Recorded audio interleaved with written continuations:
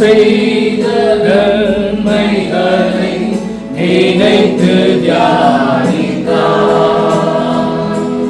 என் கிருபை போதுமென்றே இம்மானுவேலனாய் வந்தவரே, என் கிருபை போதுமென்றே இம்மானுவேலனாய் வந்தவரே, எம்மாத்திரம் என் குடும்பம் உம் கிருபை நினைத்திட்டார்.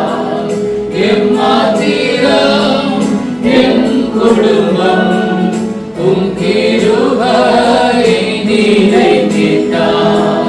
கர்த்தர் செய்த நன்மைகளை நினைத்து தியானித்தார்.